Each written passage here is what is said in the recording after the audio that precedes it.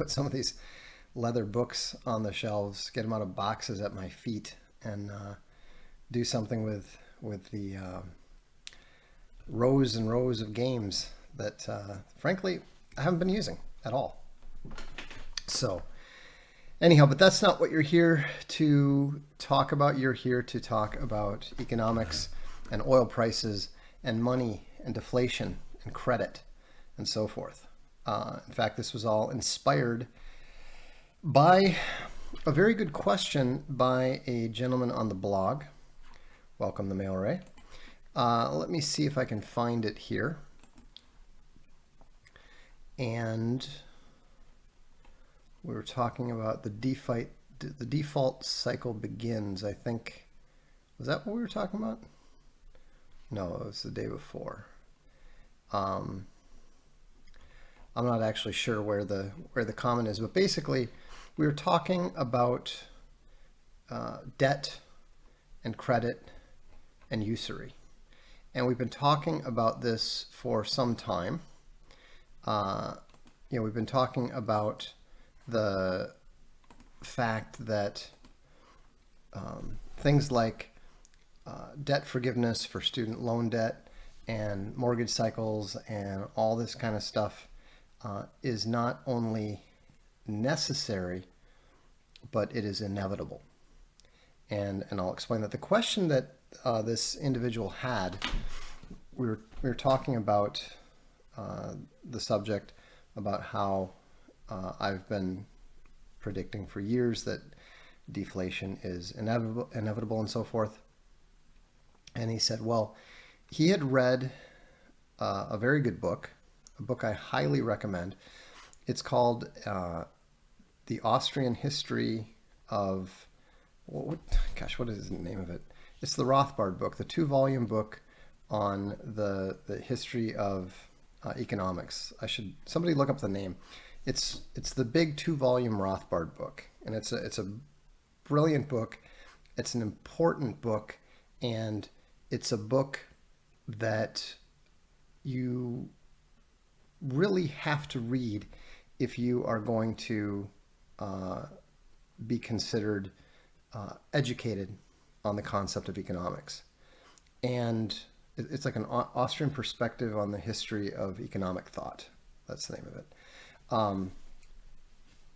Anyhow, it's a brilliant book, and what it does is it literally traces the history of economic thought in much the same way that Joseph Schumpeter's History of Economic Analysis traced the history of the way people have thought about economics dating back to the Greeks. And what Rothbard is focused on is to look at this history from his perspective as one of the leading advocates of the Austrian School of Economics. And it's really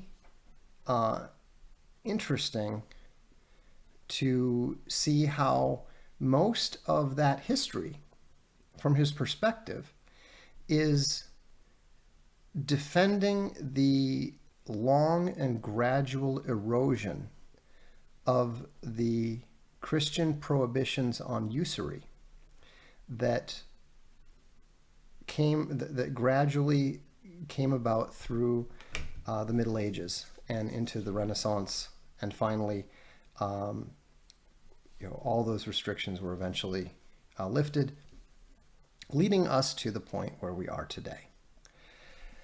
Austrian does not mean neoliberal or Keynesian. It is a separate economic school in its own right.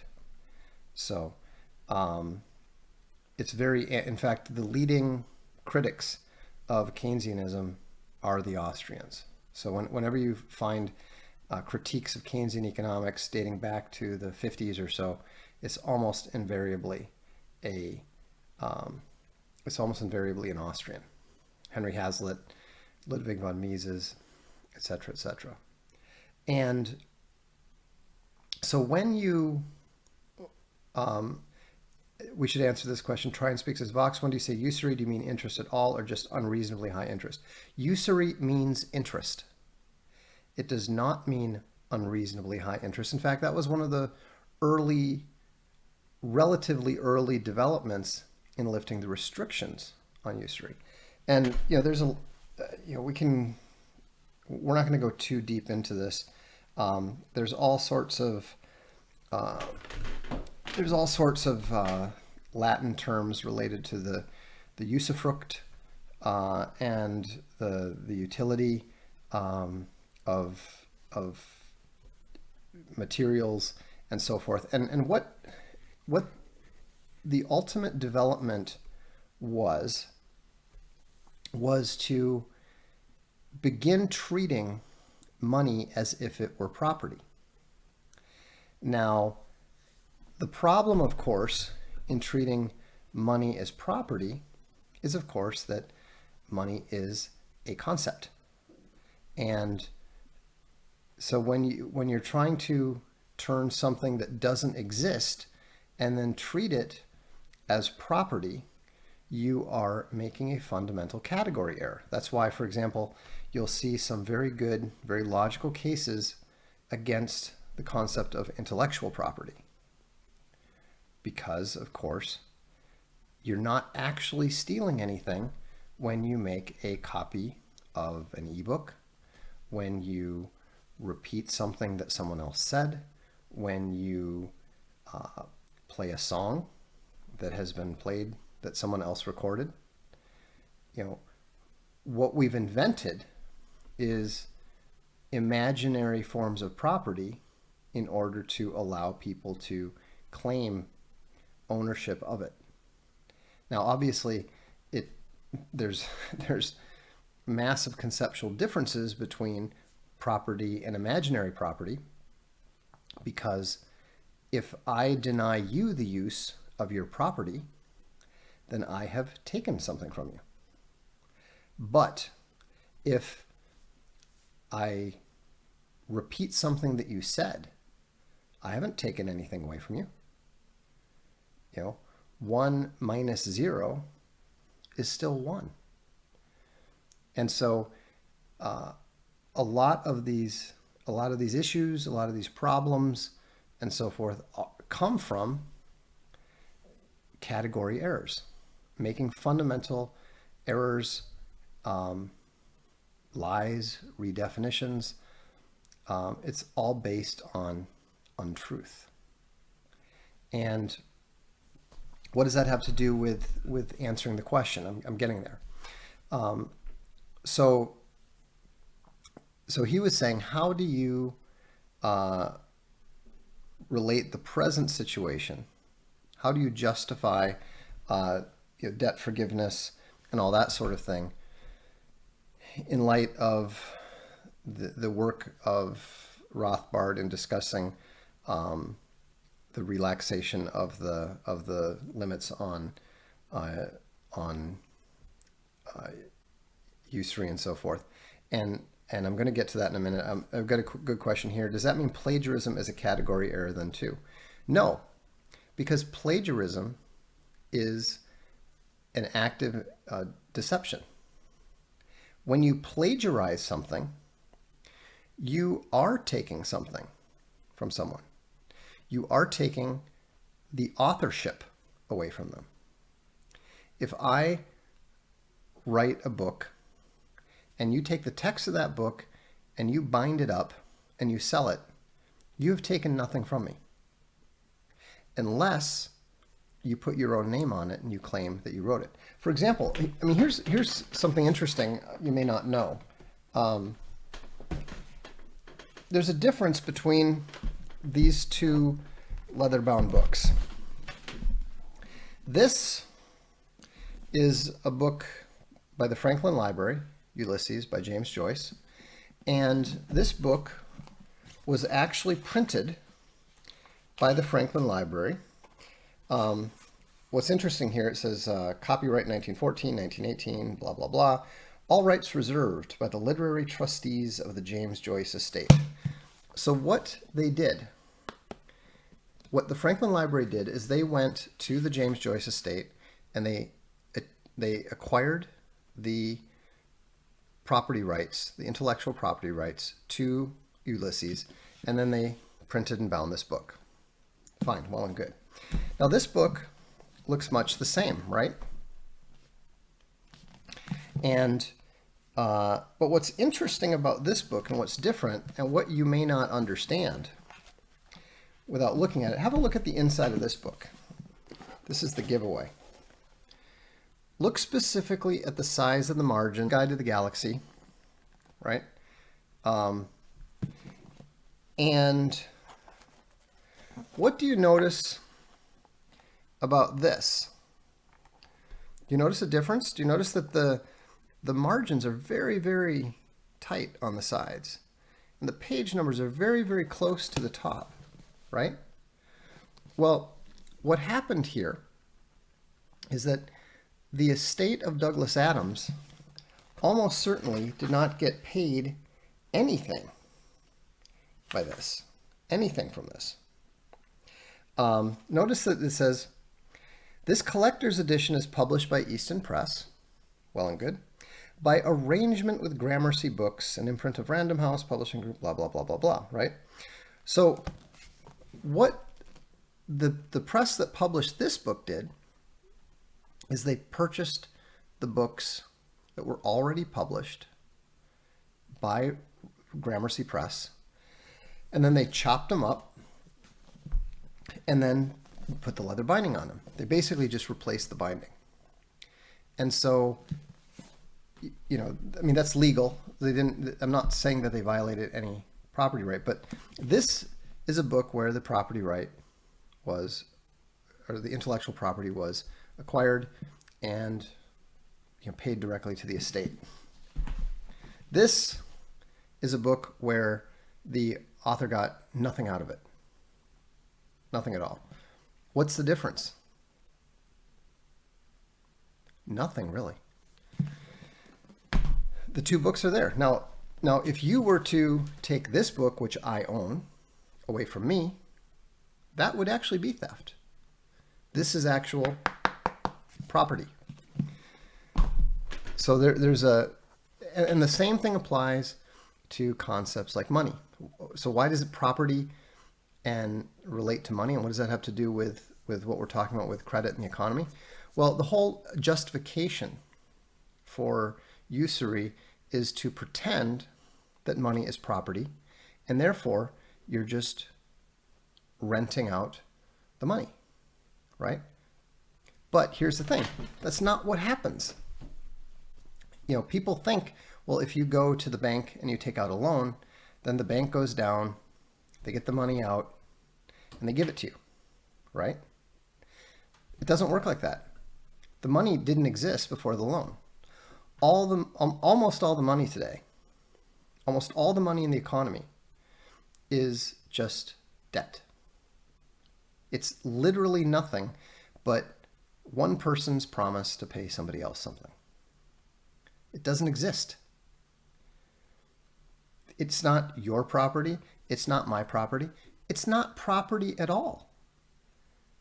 It's just ideas. No, Felix says, so fiat bucks? No, it's not fiat at all. You know, a piece of paper is fiat. Fiat, we can at least claim to theoretically be property. It's worthless, valueless property, but at least it exists. You know, it can at least be printed or counterfeited or anything else. Laughing Man says, only if we had full reserve banking. Well, correct. But even that wouldn't make a difference because, again, the nature of credit, the nature of loan, means that you are always going to have to increase the amount of debt. It's a never-ending pump.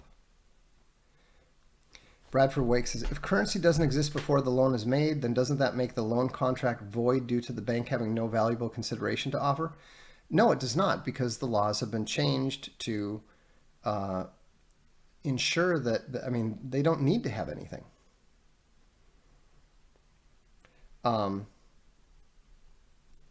Yeah, that's confusing currency and money, but no, that doesn't matter at all. And so the reason that this leads to a problem is very, very simple, and it should be very easy for people to understand this, but somehow it's very difficult for most people to grasp. You all understand what a supply-demand curve is, right? You know, the one line goes up, the other line goes down, and where they intersect is the price point, right? So what demand does, or sorry, what debt does, is it pushes the supply curve, or it pushes the demand curve upward. Okay? So let me see if I can find a reasonable graph of this somewhere. Hang on. Writing.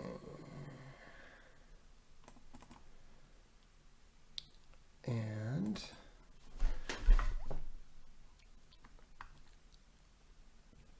I'm not sure if I'll be able to find something useful here or not. Okay, so if you want to learn more about this stuff, by the way, I wrote this book back in 2009.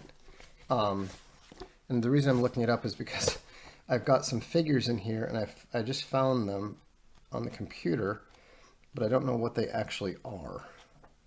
So I need to check and see which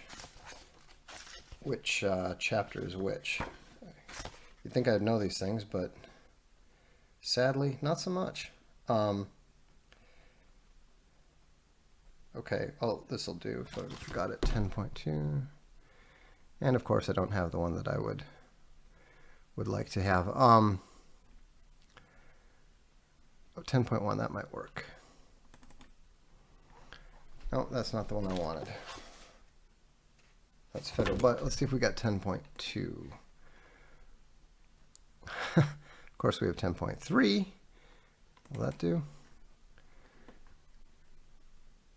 Yeah, that'll do. So, prefer 10.2, but say levy. Okay, so what this is this is a chart that I put in the book, which shows how the total credit market debt has increased over time. Let's see.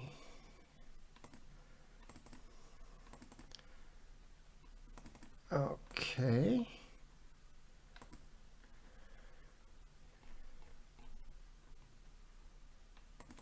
Okay, so now you'll notice what happened in 1929, right? What actually caused the Great Depression and what we grew out of was there was an excess amount of debt. The economy collapsed. The amount of debt collapsed, so therefore the amount of money collapsed. And then right up through 2009, we saw a very, very steady increase in the total amount of debt. Now, this graph is why I was able to correctly anticipate, predict, and announce the financial crisis of 2008 before it happened, because I was keeping track of that stuff. And so what happened in 2008 is that for the first time in 60 years, the amount of debt ceased to grow by 1.25% per quarter. I mean, it's really bizarre how, if you just map out 1.25% per quarter and you compare it to the actual statistics, you'll see exactly how it just grew like that.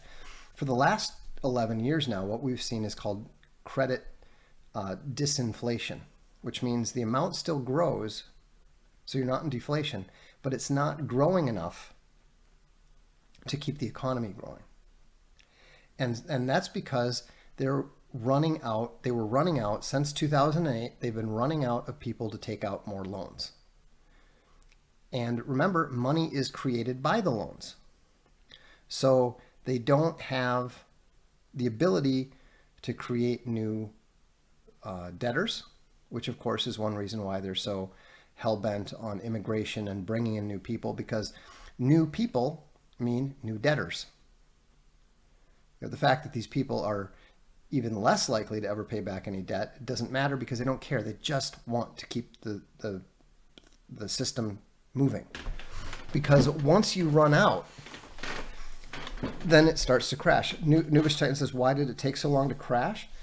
Because they financialize the globe. This is the biggest credit bubble in the history of man. And that's why you've got so much panic around the world among the elite and that sort of thing. It has nothing to do with the coronavirus. It has literally nothing to do with the coronavirus. And the coronavirus is just the excuse for the inevitable crashing of the economy. But even though the coronavirus has clearly had an effect, the real problem, it's just the proximate cause. It's just the spark.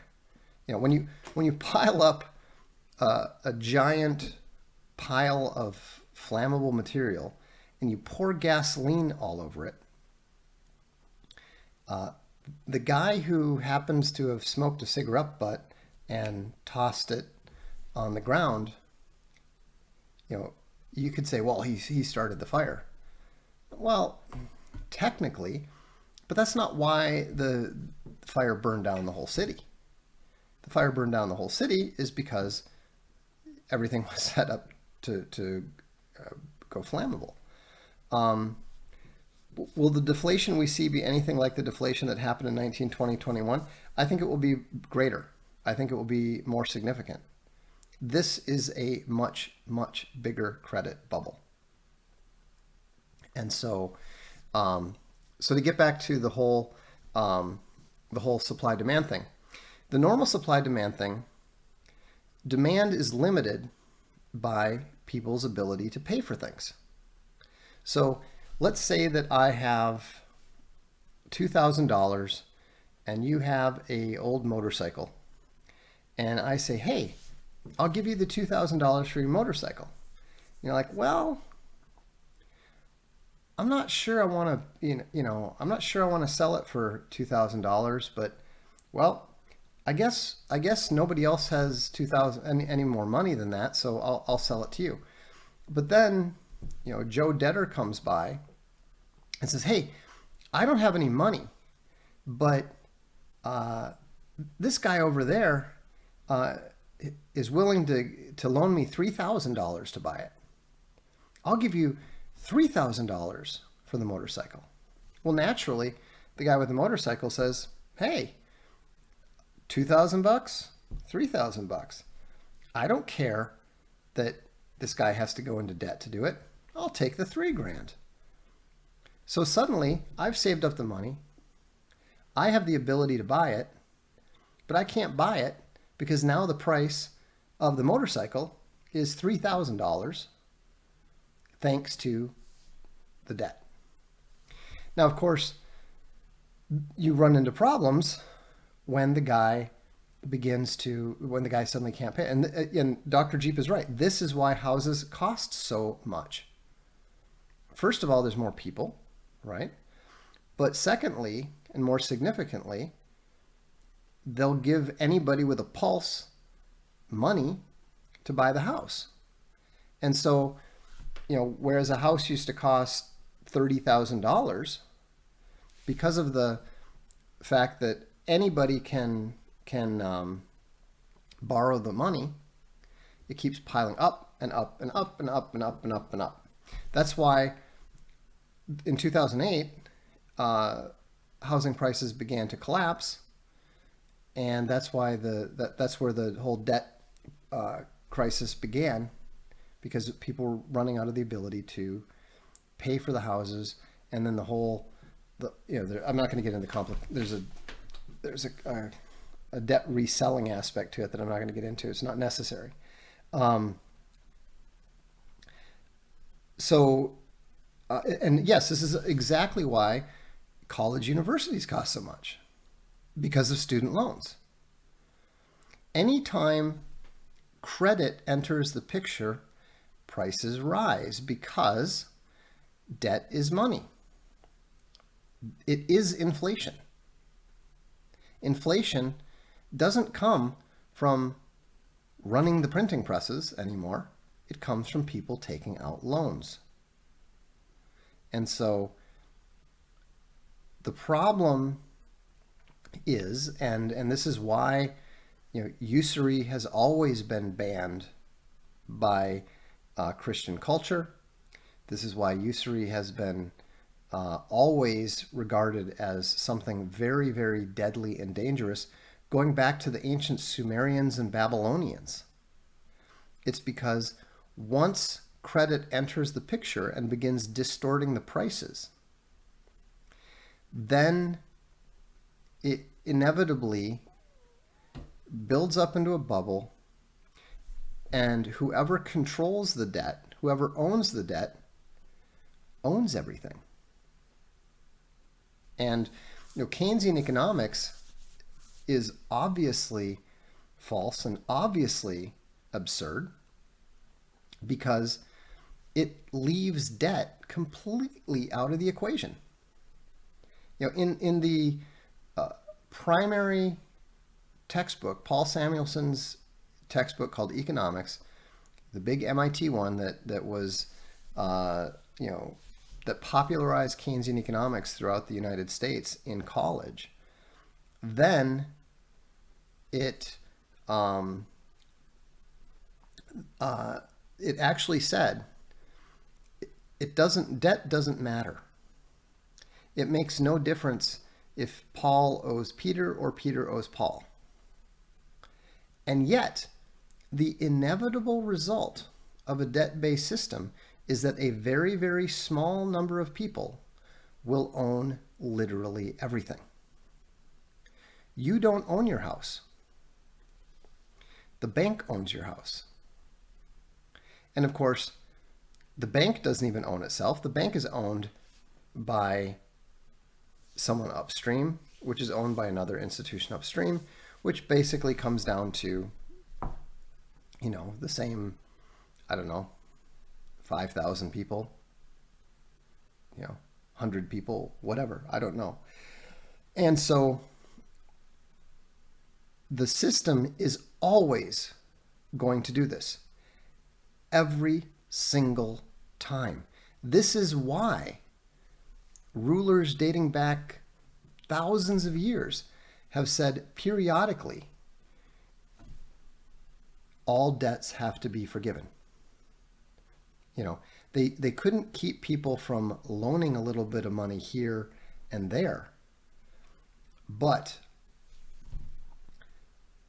what they did do is they prevented people from being enslaved by it. And we now live in a global economy where everyone around the world is functionally enslaved by the debt system. The good news is that it's going to collapse. They're going to do all kinds of things. They're going to do everything they can to try to stop this collapse, and it's going to fail. Everything they do is going to fail. And this may be related to some of the Q stuff and some of the conspiracy stuff that we've seen. I don't know. I know literally nothing. I have no privileged information. I have no sources of information that you don't. But what I do know, and the reason that I know what's going to happen, is because I read history, because I read economic history. And what has happened will happen again, because it's the same thing. Poster child says, the wonder is that they try so hard to keep it from failing when it's built in that it will.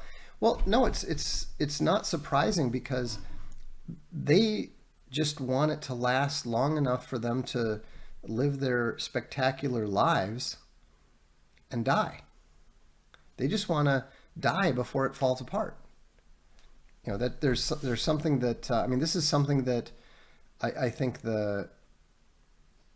far be it from me to defend the boomers, but I will say that the boomers probably inherited that mindset. They were probably given that mindset by the elite. They were following the elite. And this is of course the whole Keynesian thing. Well, we can do this because in the long run we're all dead. So who cares about future generations? Right? And that's just one part of why this whole concept is fundamentally evil. This is why Rothbard's celebrating of the release of the restrictions on usury was fundamentally evil. And so the good news is that evil ultimately falls apart of its own contradictions. You know, the Soviet Union fell apart because the contradictions of communism meant that nobody had any incentive to innovate or do anything. And therefore they couldn't compete with the West, where people did have the ability to do that. Feminism is dying in the West because if you live in a society where your women refuse to get married, refuse to have children, and murder half the children that they get pregnant with, your society is not going to survive. Feminist societies will never survive. And the debt-based system has lasted very, very long, but it too will fail. It absolutely will fail. I suspect that cryptocurrency will also fail. I don't see cryptocurrency as any sort of substitute for this. At the end of the day, it all comes back to actual physical property, not symbolism, not ideas. Can you feed yourself? Do you have land? Do you have what you need to survive and live? I mean, think about it. Even in a complete collapse, what do I have here? Let's see if I mean, even in a complete collapse, this book will survive. The Confessions of St. Augustine. Because he wrote these words down, and because they were made real and are physical property, this will last. The ebook that I have on, I don't know where my tablet is. The ebook that I have on my phone, the ebook that I have on my Kindle, it's not going to last. I can put, there are great things about it. I can put 5,000 books on here that is as accurate and precise as I understand. If you want to know more about it, you can read this. Parts of it are worthless. My predictions were not great. They were more or less correct in general, but in the specifics, not terribly good. The whole muddling through thing. I was correct about the green shoots being wrong, though, so that's good anyhow. But the important thing is that the early chapters, which talk about the schools of economics and some of the history, and explain how debt works, end-body economics, the Ricardian vice, all that sort of thing, it will help you understand that. Somebody asked about Steve Keen's magnum opus. This is a great book. Steve Keen is probably the greatest living economist. and we are going to be publishing the third edition of this book when he has it ready. We're also going to be doing a leather-bound version of it, and hopefully he'll be publishing his what he calls his magnum opus, his core work on economics. So, yeah, precious metals do retain value, but they may not retain dollar value, depending on, all the people have been saying, gold is going to go to the moon. Gold is going to be 5,000 ounce. It's going to be 7,000 an ounce. Yeah, maybe it is. Maybe it is. Maybe it isn't. But it's not going to go up the way the inflationistas believe, because the start the process again. That's why the Bible recommends a regular jubilee. You may recall this. And so,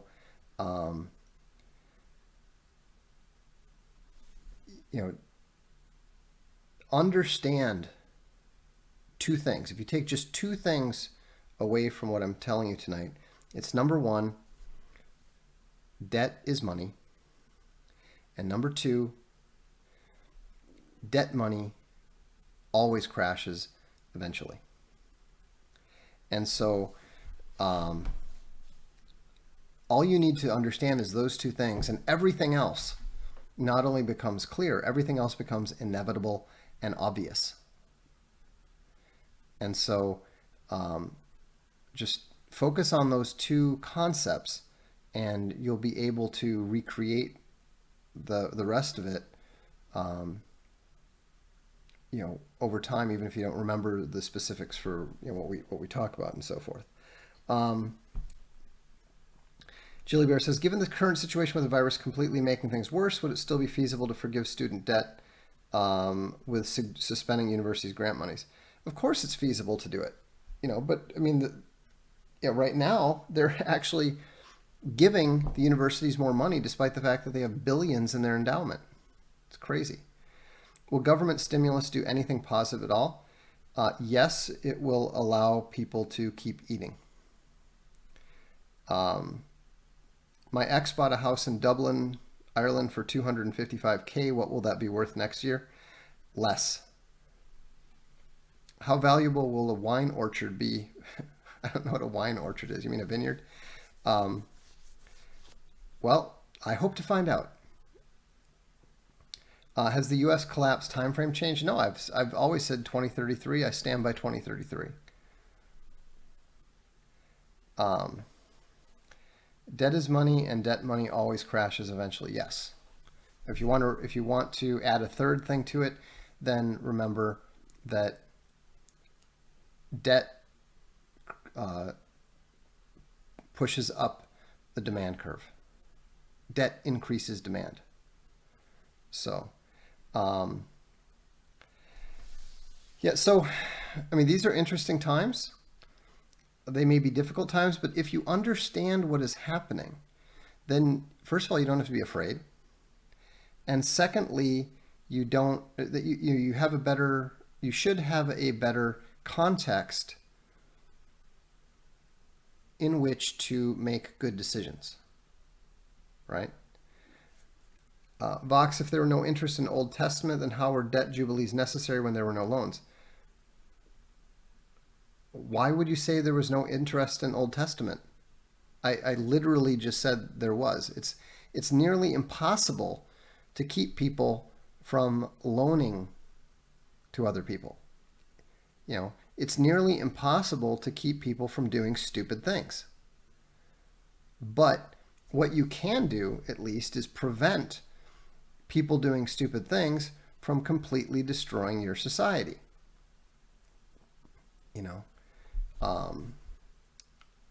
And so what they did is that they knew they couldn't police people enough to keep somebody from signing a contract with somebody and so forth. So what they did is they just basically made sure that people couldn't get in too deep for too long.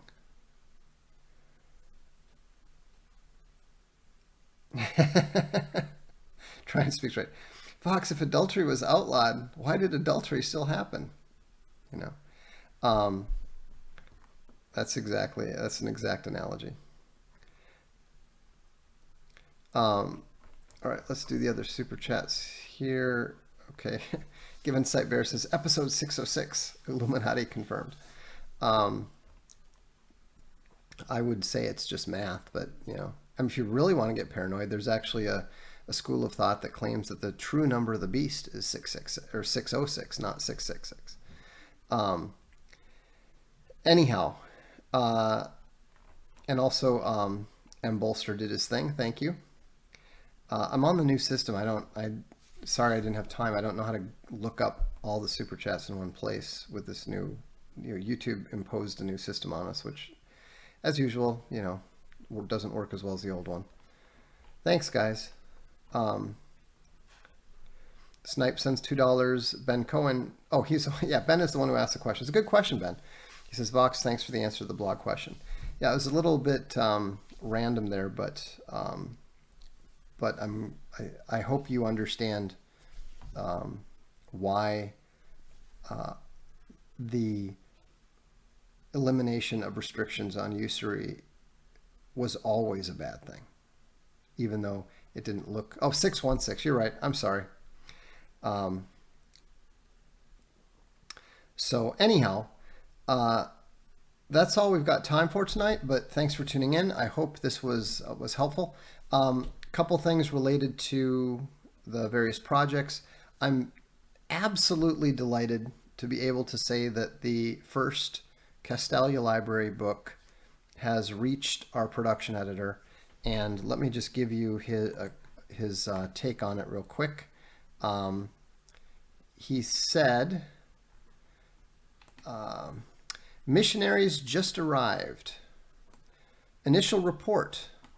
Very good. Full report and photos later today. Binding execution. I cannot see any problems in the execution of the binding. They're all indistinguishable from the outside, which means that they're all consistent. The stamping and the bands on the spines are all good. Stamping on the covers all looks good, feels good. You can run a finger over it and feel the depth. Sturdy. I don't need to worry that I need to baby these. Logo stamping on the back is fine. End papers are full color, which I didn't realize we were doing, on thin coated paper like a magazine. Great print quality, nice look for the book. But I think we're going to want to go with a heavier end paper in the future. End papers look great. Interior paper is good, at least slightly higher quality than the cream we get from Ingram. Beautifully crisp printing. There might be some variance in the positioning of the print on the paper from book to book, but I'll have to get out a fine ruler to be sure, which is a statement in and of itself. In other words, the books are fantastic. I mean, the quality is what we were aiming for. And so, if you're interested in joining the Castalia Library, this is about library. Libraria is not ready yet because the goat skins are still in Italy. Anyhow, I am very happy about this. This is something we've been working towards a long time. Carlos, we're going to get to that question some other time. He says, what are your thoughts on China's Belt and Road Initiative? That is an entire Darkstream in itself. Also, I should remind all Libraria subscribers to respond when you're asked for the confirmation of your address. We are sending a free library book to all Libraria subscribers. So anyhow, that's all for tonight. Thanks for tuning in. I'm Voxday. This is the Darkstream.